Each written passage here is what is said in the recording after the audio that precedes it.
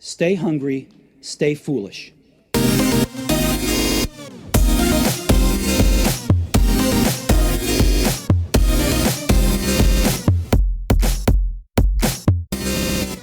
Most of us struggle with our attention, but more importantly is that we struggle to improve that attention. Today's guest has taken that challenge head on and written a great book and online program to boost our attention, focus, and concentration. We welcome author of Laser Sharp Focus and No-Fluff Guide to Improved Concentration, Maximised Productivity and Fast-Track to Success, and founder of Shapeshifters Club. Welcome to the show, Joanna Jast. Hello, and thank you very much for inviting me, Aidan. I hope that this show is going to be of help to your listeners. I'd love to, before we start, understand first what is focus, because a lot of people mix up focus, concentration, attention, etc. How would you define focus? These three words are quite similar in meaning, and I often use them interchangeably. And I really don't think it matters that much how you understand it. But the way I look at it is that focus is actually the outcome of our ability, of our efforts to concentrate or to direct our attention. You say in the book, this really resonated with me, there's no silver bullet to this. And oftentimes I see people in the gym and they're looking for a fast track to get in shape. They're looking to dietary things. They're looking to protein shakes. And now you have nootropics and focus medication, etc. And people are looking for this silver bullet, but there just is none. I don't think there's a silver bullet, although there are solutions that have been proven to work for most people most of the time. But unfortunately, there's always that one or two person who doesn't seem to respond to what works for other people. And the reasons for that might be multiples. And most often it's either the problem you're trying to address, it's not the root cause of it, or the solutions that you have chosen might not address the problem, or it might address the problem, but it might not suit your personality, or it might not work within your current context. I love this about the book because you talk about this quite often, is that it's personalized. We live in a personalized world, and you know, you're New Zealander, so you know how good coaching can be for a team. And New Zealand rugby team, the best team in the world, in my opinion, and they were pioneers of personalized training per position, but per person per position. And you talk about this being key in focus and attention training. I totally agree with you. We are living in the times where everything, we try to personalize it, because we are becoming more and more aware how our own personalities, how our own environment, how it all affects everything we do. In our biology as well, this is very, very important, because every time you try to work against your biology, this is just going to be an uphill struggle. And I do believe the better you align your solution with whatever your biology, physiology is, whatever your personality, whatever your environment is, you're much more likely to achieve success, much more likely, because it's going to cost you less effort, it's going to take less time, and it's going to be just easier. So another thing I really like to think about and talk about when in whichever sort of goal achievement strategy I'm talking about is the return on investment. Okay, I can achieve whatever I want in the world, but is it really worth it? And this is really, for me, it's about looking at the person and their environment and thinking, what's the easiest way, the fastest way of achieving this particular goal? And Joanna, you talk about two types of attention as well. This I found interesting, because there's automatic attention and then there's intentional attention. It'd be great to share the difference with our audience. So the key difference is that we've been equipped with this automatic attention, and that is as a result of evolution. And this is an inbuilt warning system. And its purpose is to keep us alive. So anything that screams potential danger needs to be brought to our attention immediately. So we've got this system where any flashing light or sound or anything else, and I'm talking about sensations, will be prioritized by our brain. And this only lasts a few seconds, between apparently 8 to 12 seconds. And this is the time when we need to make a decision what we're going to do with this. So there's this flashing light, this piece of information that comes in. It's flagged as urgent. what do you want to do with it? And this a short window of a few seconds is for us to make a decision: fight, flight, freeze, or breathe and continue. So this is automatic, and we can't really do much about it. The way we wired, we can do something about the environment, how much of these our environment sends us. And then the intentional attention is actually our conscious decision, what we want to do with our energy, what we want to do with our focus, what we want to do with our concentration and attention, and so forth. And this is the conscious effort to actually pay attention. And by nature, it doesn't last too long. I've seen research talking about 10 minutes, 20 minutes, but the bottom line is it's not as long as we need it most of the time, because most of us in the modern world, we work with our head, so it's intellectual work. So we need to focus, to concentrate on our task for longer than 10 minutes. It usually takes longer than 10 minutes. Poor children at school have to concentrate. The lessons take about 45 to 60 minutes. So the 10 minutes is definitely not enough. 20 minutes is still not enough. This conscious effort can be prolonged, but it takes effort. You've nailed something there that I find really interesting. We're living in a world where people say they've less time than ever before. And because of that, they are stressed, and they're bringing that stress home to their family. And the reason they're working is to sustain their family. A lot of people, when they're lacking purpose, it's even worse and they feel more stressed. But this is one of the reasons I asked you to come on the show is we live in this stress world. People have less time. They don't have time to do what they want to do.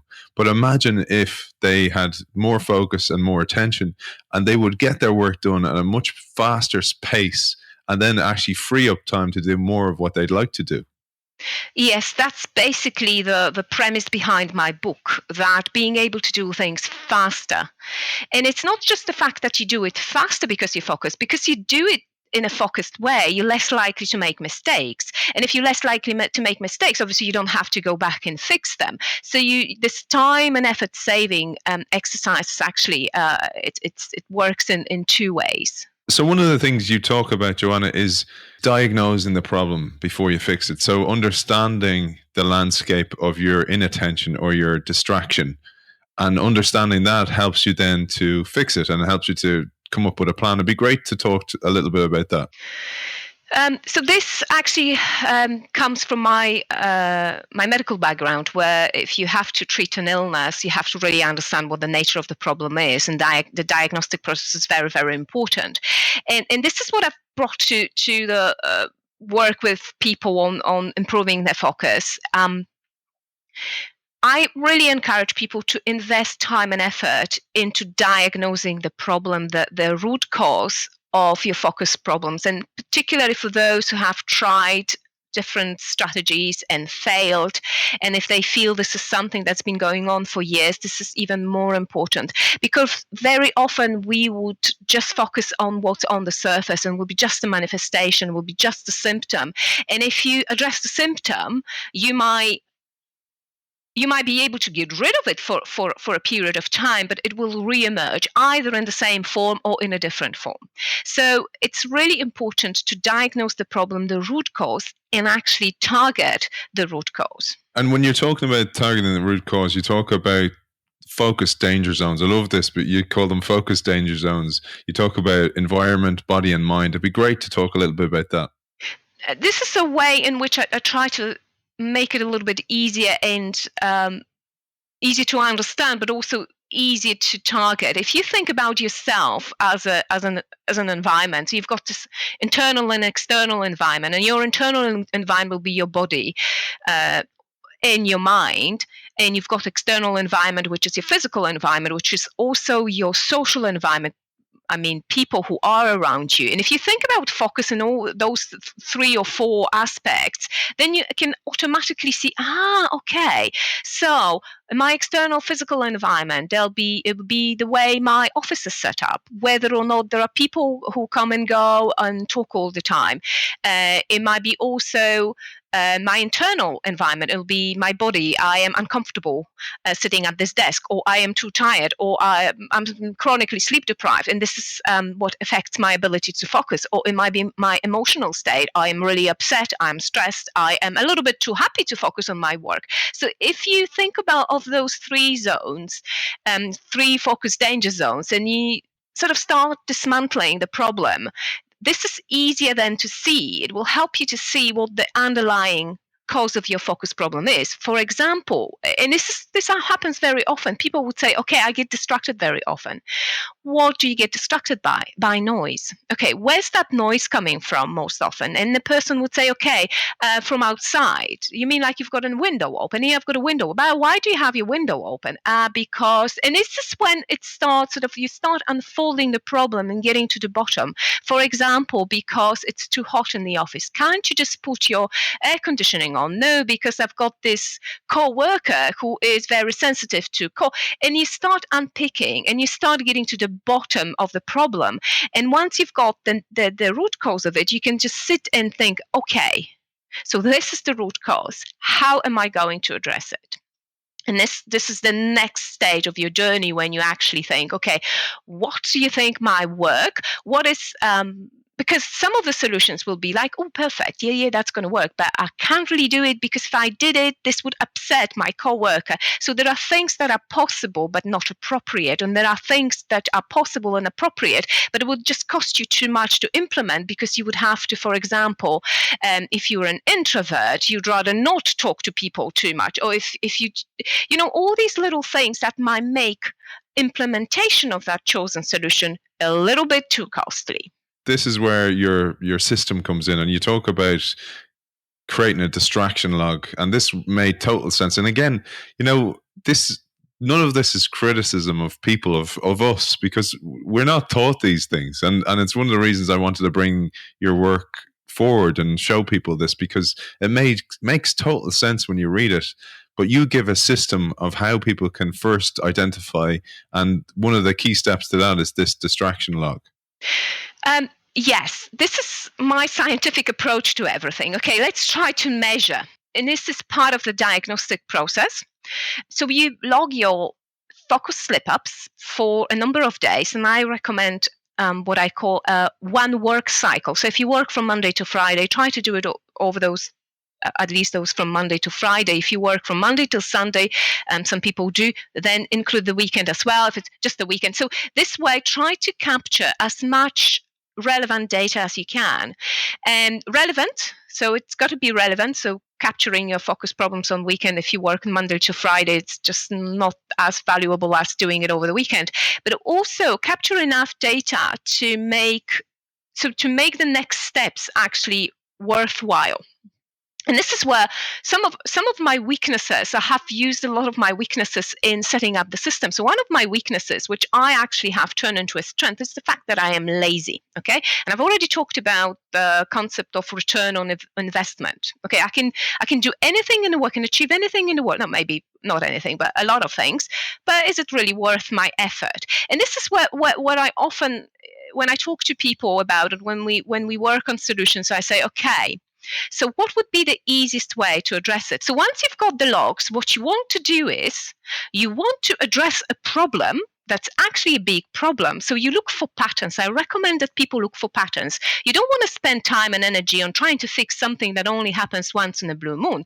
You want to really target something that either takes up a lot of your time, a lot of your effort, for example, because it happens very often, or something that might happen once a month, but the impact of this problem becomes massive. For example, you miss a deadline and you get a penalty, and you get, letters from Inland Revenue telling you haven't filed your tax return on time, and things like that. So look at those patterns and try to see, because some of those patterns, this is also another thing that's very interesting. So when you look at the distraction log, and the way I've set it up is that you not only look at the problem, obviously you have to drill down and discover the root cause of your problem, but you also look at little things such as what time of day it is, where were you, who were you with. So little things that we tend to miss that actually might form a pattern, because I've had clients who have, distracted. I really try hard to work. I get up at 5 o'clock in the morning. I try to work on my book, and there's always something that distracts me. I procrastinate a lot, and I look at the log, and I'm just like, it's like screaming at me. I'm saying, are you actually a morning person? And no. All right, then we've got a problem. Houston, we've got a problem. And this is what I really encourage people to look at. Look at the pattern. And the patterns are, your pattern might not necessarily be in the nature of the problem. It might be in the time of day or place where you are, or a million other things, but you look for patterns. So one of the things you talked about there was time of day and looking for those patterns. But I always see this in the gym, where people struggle to go to the gym in the evening, and you're kind of going, well, maybe you need to go in the morning, and because you have more control over that, but also because you're more motivated. And you talk about motivation being a key part of attention training. Oh, the motivation is actually something I can talk about forever. And I had avoided talking about motivation up until my recent book on motivation, which is called Not Another Effing Motivation Book. And it isn't not another motivation book, but actually motivation is a key part, because when I first wrote my book, Laser Sharp Focus, a lot of people, I had a lot of emails and a lot of conversation about actually, okay, I think I seem to be lacking motivation in being focused, and particularly in relation to jobs. People didn't necessarily feel like they wanted to carry on what, but they felt they were obliged because of family commitments and things like that. So I decided to address that motivation issue head on. And really, more often than not, if you come to me and say, I have a motivation problem, okay, I've tried to work on my focus, or I've tried to work on my exercise routine. This is another really, really good one. Or I have tried to eat healthily, and I start off, it's really good initially, and then I lose motivation. And then I say, listen, if you have been trying to do that for so many years, you have tried 10, 20, 50 solutions, and it has not worked, what it tells me is that you're really, really motivated to address this problem. You know that you've got a problem. You are seeking solution. You have even tried these 50 solutions before. Don't tell me you've got a motivation problem, because you don't. What you have a problem with, you probably either misunderstood your motivation. Your motivation is either misaligned, or you're using it wrong. And this is where we start unpicking the nature of the motivation problem. And what I believe is, once you've got it nailed down, once you understand what you're really motivated by, you set up this system, because I think of systems as a machine. So if you build a focus system or exercise routine, it's a system. So you put all these cogs together. They have to work together nicely, smoothly, with least effort you can make it work with. And then you have to plug it in. Okay. And the source of power is your motivation. So you can choose whatever. Okay. But just make sure that it is a sort of never-ending supply of power, or us requiring as little recharging as possible. Because if you plug it into the wrong source of motivation, you're going to just keep having power outages, and you'll have to keep, I need to motivate myself. 45% of people drop New Year's resolutions after only 6 months, and even worse, 30% after 2 weeks. And I found this incredible. And then when you talked about the reasons behind it being motivation and the two different types of motivation, it made sense once again. And it'd be great to talk about both intrinsic and extrinsic motivation and the difference and how they can drive you totally differently. So this is another thing I'm really quite fascinated with. I'm not by no means an expert, and my knowledge is the result of what I've read and my own explorations, my own talking with people, my own working with people. So extrinsic, and this is all simplified to help you understand it easier. So extrinsic motivation drivers are things like rewards and punishment. So we either go for rewards or try to avoid punishment. And intrinsic motivation drivers are those motivations that really sit within us. And to simplify things, I quite like the 3 motivational drivers that are described in Daniel Pink's book Drive, which is autonomy, mastery, and purpose. So these are those self-feeding motivational drivers. The difference in the way these two types of motivation work. So extrinsic motivation is not only needs to be enforced by your environment, it's not directly plugged into our brain reward system. It's plugged in through a learning. So we learn over the childhood and being young, we learn to associate praise or money with feeling good, and embarrassment, shame, things like that, so punishment with feeling bad. But we have to learn it, okay? So this isn't a direct plug-in, while the intrinsic drivers are directly plugged into our brain reward system. So when you look at it, you think, okay, so intrinsic motivation is much better than extrinsic motivation. And in many aspects, this is true. So intrinsic motivation is something that works directly and something that lasts longer, while extrinsic motivation is something that tends to lose its effectiveness after a period of time, and it requires that learning to happen. So if you, for whatever reason, you didn't learn that money is a reward, then giving you more money when you adult, it's not going to make much difference for you. I don't know if it's clear. So if you haven't learned to associate this reward or this punishment with whatever it is meant to be associated with, it's less likely to be effective. It's interesting, this one, because I often think about this, and I think about parenting and the influencers in your life, and are they forming that in you? Are they forming that understanding of motivation? Because you talk about extrinsic, and that could be, Aidan, go and clean your room, while intrinsic would be, I go, well, my room's messy, I'm going to tidy up because therefore I can get better work done. And I wonder, is it those early patterns in our lives that actually form those? Have you looked at anything like that? My early observations, I can see how cultural differences come to play as well. There are cultures where money and praise or academic success, which is also an extrinsic motivational driver, are more praised than in other cultures. That's really interesting, because I've talked to so many entrepreneurs and founders and CEOs, and you often think their motivation's intrinsic, but often it's a fear of failure, or it's a fear, or it's to prove themselves to a doubting parent. And I found that really, really fascinating. I totally agree. It's fascinating, and one of the most rewarding parts of my work when I work with people to try and help them set up the system it's also most challenging.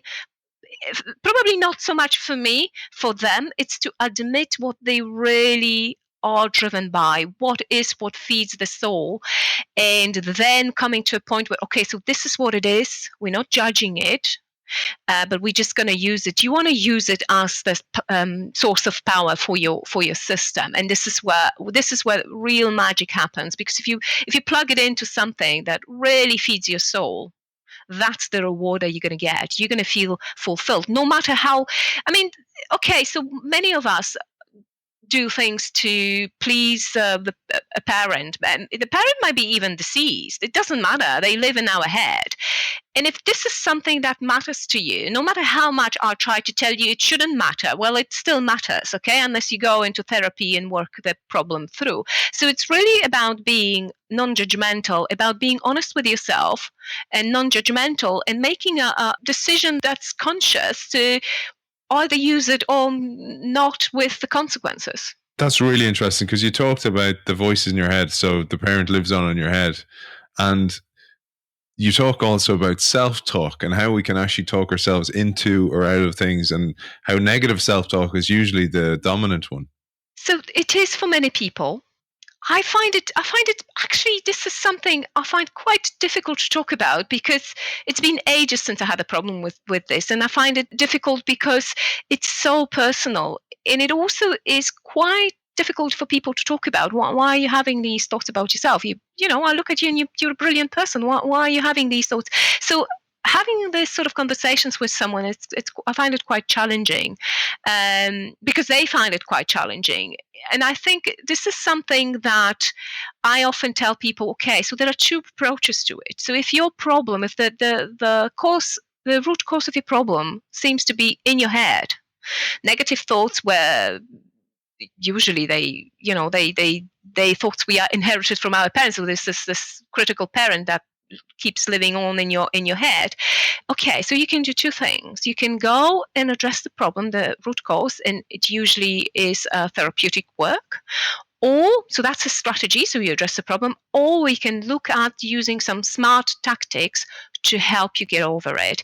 And tactics don't last long, but they can help you get over a sticky patch. If you have a deadline and you really, really need to focus, and you keep having those negative conversations with yourself in your head, you're never going to succeed, you're always late, then instead of going into therapy, which is going to take time and effort, you can try some little tricks to help you switch, to help you turn it off, to help you forget about it. And there's a lot of tactics. So I suggest some tactics in the book, such as doing an emotional dump before work.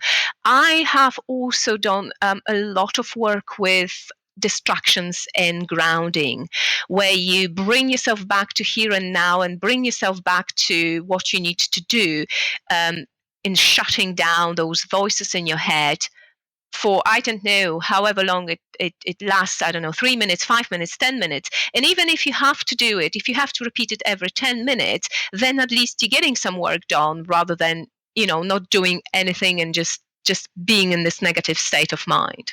So we've identified a lot of the issues and a lot of the intrinsic and extrinsic motivations, etc.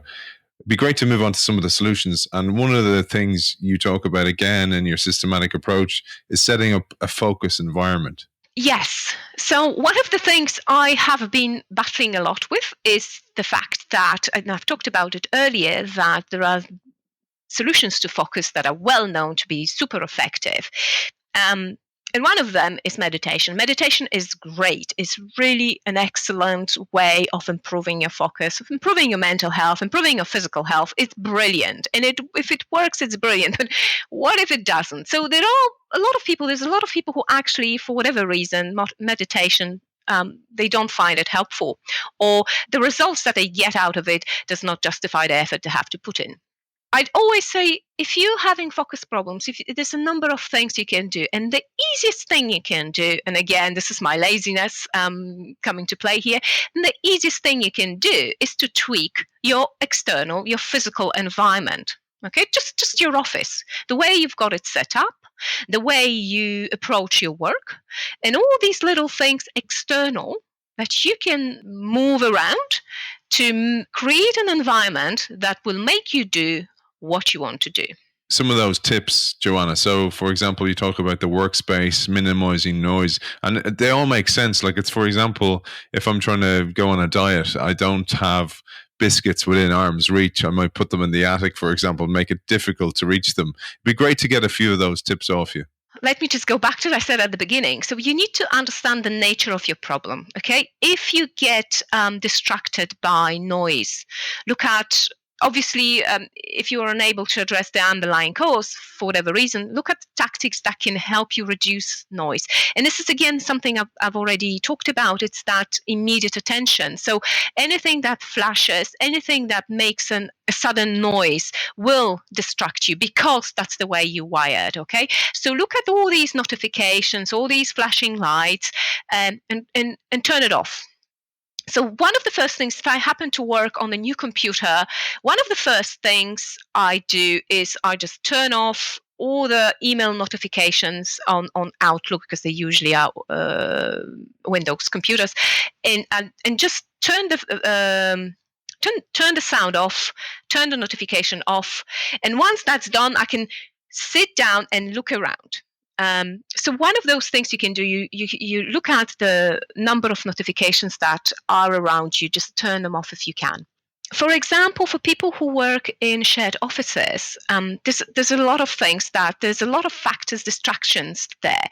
And sometimes what it takes is to look at the way your desk is positioned. Sometimes it is about switching the side of the desk, just turning it around. So, for example, if you're a person who can't stand people walking or standing behind your back and reading over your shoulder, which is something I cannot possibly work with, then just switching it around the way your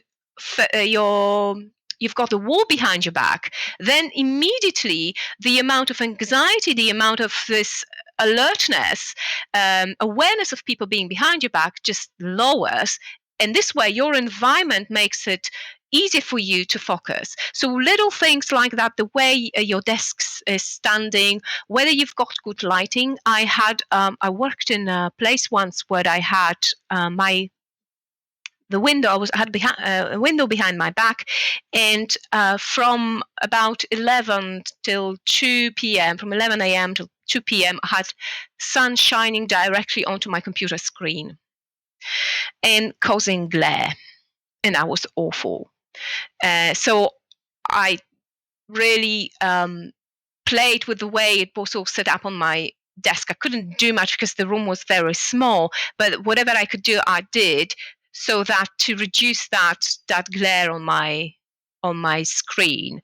Light, noise, the way your desk is positioned, whether your chair is comfortable or not, things like that. So these are basic ergonomics, but then you have the level of being smart and outsmarting yourself. And this is the way, this is what you talked about. This is the biscuit in the attic approach, where you actually you change your environment in a way that it forces you to do what you want to do.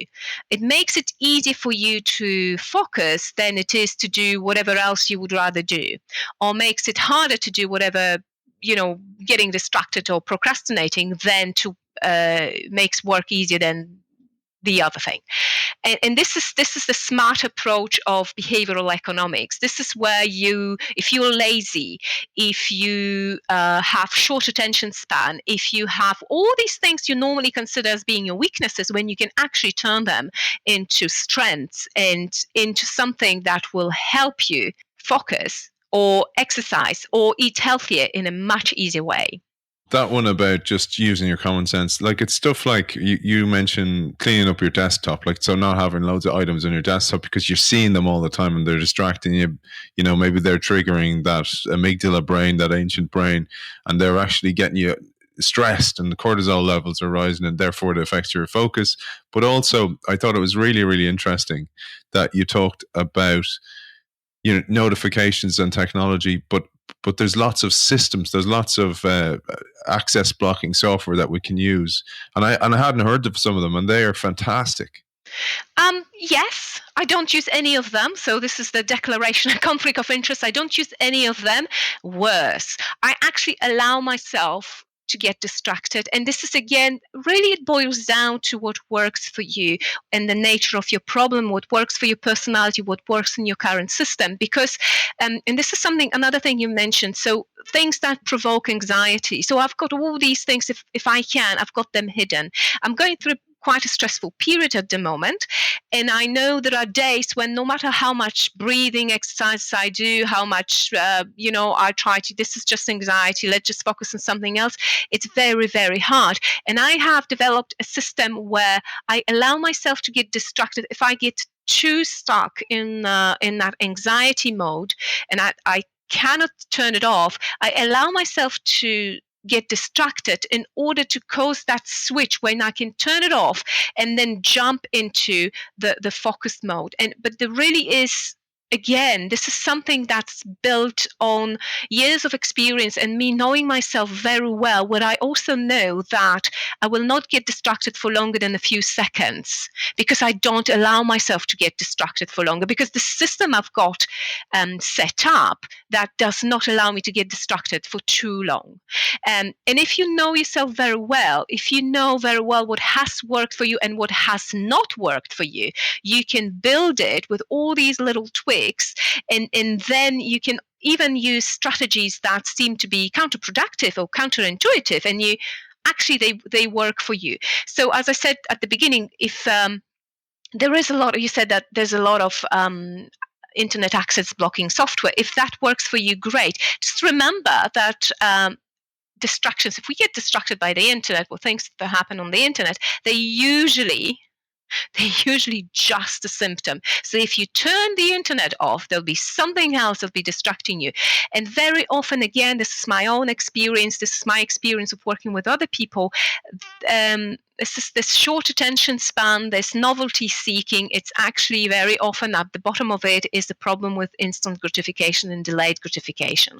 And that's something else. Okay, we get bored or we feel unrewarded, and that's something to deal with rather than if you need a tactic, if you need to complete that tax return before tomorrow, then by all means block your internet access. But if you need a solution that is actually effective long term, then you might need to look at the underlying problem, which very often in this case is delayed gratification problem. And either you're using the wrong motivation, intrinsic motivation, or you have a delayed gratification problem, and what do we do with it? And this opens up another conversation about either learning to delay gratification, which is a lengthy process, but it's doable, or finding a way of actually satisfying your need to have that immediate gratification from time to time and still continuing to work on your long-term goal. You're so right. I always have the story in my head. When I have a problem, I always think of the story of you walk into your kitchen and this tap is overflowing, the sink is overflowing. Do you grab a mop or do you turn off the sink? And, for me, that's one of these things you're doing here. So you're actually giving us both. You're going, look at your motivations, but here's a system also to start the ball rolling. But it'd be great to move on to sleep, because this is something I massively struggle with, is sleep. And it's not, I'm not actually, it's, a lot of people think that's great and they're championing the fact that they're working so hard in entrepreneurship and all that kind of thing. I actually get creative at night and I write at nighttime. And that's one of my challenges. And therefore I go to bed quite late and then I get up in the morning and go to the gym. But the more I've learned about the brain and the more I've learned about focus, I realized that that's a bit of a fool's errand. Yeah. I'm like you, although I don't get creative at night. I am a morning person, and I just I really love getting up early in the morning for a variety of reasons. As I mentioned earlier, my daughter is 9, so it's not that long ago I went through a period of sleepless nights, as probably most parents can relate to. And even then, I was really struggling. I'm also an introvert, and I need downtime. I need me time. I need time alone. And I was getting up earlier and earlier to build this time alone into my day at the expense of sleep, so that I could, because that was more important. And I think as we grow older, it's harder to compensate for the lack of sleep, because what happens with sleep deprivation, this is what's called a sleep debt, and it accumulates. So fortunately, once in a while you can have a longer sleep and you paid off your sleep debt. But if you don't, then you go into this chronic sleep deprivation mode where everything functions subpar. It's no longer, you have to think about it as a way of actually operating on a tank always half empty or half full or just running on reserve, and you always have to think how you're going to manage it, and it's much harder. I do believe that sleep is super important, but I do realize that as we grow older, we also collect a number of commitments, and there are certain limitations, certain restrictions to our lifestyle that do not allow us to sleep however much we need. And it's that juggling. Okay, so do I go to the gym in the morning because it's important? And this is, again, for focus, it's, you need sleep, but you also need exercise, because our brain evolved to solve complex problems in, this is a quote from John Medina's book, Brain Rules. Our brain, this is one of the key books that actually helped me, got me started on the sort of focus and how to address it properly. So our brain evolved to solve complex problems in constant movement. Okay, so exercise is super. It's the best focus and memory booster that is out there. So really thinking, okay, I can exercise, but I'll have to cut down on my sleep. I don't really have an answer, and it's always, again, I go back, this is always a solution that you implement in your current context, and you making a decision, all that sort of on the balance of what we've got, this is what I choose. And I think it should stay individual. Yeah, and it's interesting because I lecture in Trinity College, and the week I was doing my lecturing, I had 5 days of 8 hours lectures a day, and it was really, really intense. And I insisted on myself to go to the gym every morning, regardless. And my morning consists of get up 6 a.m., meditate for half an hour, in the gym for 7, start and do an hour's training, have a good breakfast, and go. And it's the way I kind of see it and the way I visualize it, and this probably helps a lot actually, is it's like plugging in an iPhone and charging it for the day and then getting a full charge out of it, because I find I really, really get a lot out of it. And if I really miss the training if I don't do it. But here's the thing, and this is where both reading your book, and I had that Dr. Larry Rosen on a few weeks ago, and he was saying you just cannot mess with sleep. Sleep is so important. If you don't, you get brain plaque. You get the possibility of brain plaque. You get sleep deprivation, sleep debt, and all this kind of stuff. And the naps that we have throughout the day just don't actually make up for that sleep. Yeah, sadly, I agree. I think being older and being a parent, when you're actually pushed against the wall, it is you have to face it. There's just no amount of telling yourself. When you're younger, it's easier, but there's just no amount of telling yourself, no, you can do it, when you actually can't. Sleep deprivation is a torture. And Joanna, then I mentioned purposefully the idea of napping, because you talk about this as well, and maybe we'll finish up on this one, is napping throughout the day, and also a culture of napping, because I often think it's great to be told let's nap, but then, for example, your colleagues are looking and they're kind of going, Aidan's having a nap during the day, but it's actually a good thing, but we don't allow it to be a good thing. I think it's very cultural. And I'm laughing because I'm thinking, and I don't really want to bore you, but the whole idea of living in France and really struggling with a long lunch break when they just go home for 2 hours, it just does not align with my work ethics, and I struggle with it a lot. And although I do, on one hand, I do understand, and that this is very helpful, and I have used naps myself, and it's not just for the sleep deprivation, even for the sort of resetting of my brain. If I'm very, very upset and there's no amount of distraction I can do to sort of do that brain reset reboot, and I go down for a nap, and that starts me afresh. But there is that social sort of disapproval attached to it, although I see that there's a lot of particular new companies trying to encourage short naps during the day. But then I still find it very strange. It's just part of the socialization process as when we go to school. There's certain things that you just don't do. You can't just lie on your school bench and I'm sorry, I just need 20 minutes power nap now. It's just you don't do that.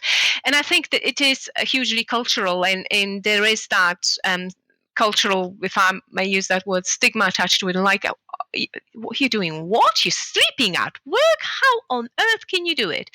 And I think, again, this is something where if you're lucky enough to work in one of those modern companies that do acknowledge the need and the benefits of it, that's great. If you don't, then yeah, you're not lucky. It's a really interesting one, because you mentioned children there, and imagine we train children to do this. Imagine we train them to work in these periods. And I mentioned to you off air, I use the Pomodoro technique, 25 minutes on, 5 minutes off with my work. And I get through so much work because I single task massively during those periods. But I was like, imagine we taught children how to do this. Imagine they were taught in school how to manage their attention and manage their focus and also their energy throughout the day. We'd have a totally different culture as a result. Yeah. And if this could be done at school, or at least there's a lot of people becoming more and more aware of the importance of these things, and parents do teach the children, do these things at home, and then children go to school, and it's badly received at school, because that's not how we do things around here. So it really also depends on the school as well, and if it has become part of the curriculum. So even if it wasn't taught at school, but at least school accepted this is the way we do things around here, and we do them as in a similar way as kids are taught at home, that would be great. But I totally agree with you. It's that, okay, because it is a lot of things that we learn as we go, and you learn it on the job, you learn it yourself, and at some point you don't even realize that you've learned it, and it's not until your child comes to you and says, "Mom, but how do I do it?" And you think, well, you should be able to focus on it, but I can't. And I go and like, but you've got your radio on. Well, yes, but that helps me focus. And no, it doesn't. Yes, it does. And you just realize that it isn't something automatic. It isn't something that people just, learn in their sleep, or just like, it's not like something that happens automatically. You have to put effort into it. And young children without guidance, without help, without role models are not able to do that. Yeah, and it just goes back to what I was saying about, turning off the tap, fixing the actual problem, going to the root of the problem. Well, listen, Joanna, it's been an absolute pleasure talking to you. It'd be great to understand a little bit more for our audience who want to find out more about your work and your books, etc., where they can find you. Thank you very much for inviting me, Aidan, again. It's been fun, and I hope what I have said has been helpful. If you want to find out more about my work, my books, and my posts, you can find them on my website, www.theshapeshiftersclub.com. You can also find the quick action guide for my Laser Sharp Focus book, which can be used with or without the book, just to help you diagnose the problem and find some quick solutions to your problem. You can also find my books on Amazon. You can find them on my blog as well. I've got all the links there. Laser Sharp Focus, Hack Your Habits, which is talks a lot about building systems, which is what I've talked a lot today.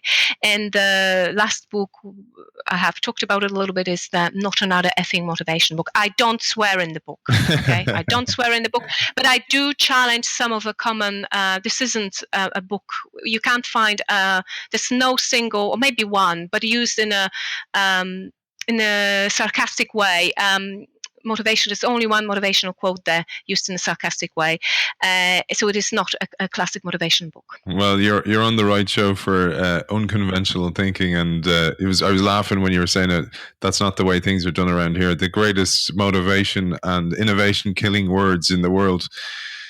Author of Laser Sharp Focus, a No-Fluff guide to improved concentration, maximized productivity, and fast-track to success, Joanna Jast, thank you for joining us.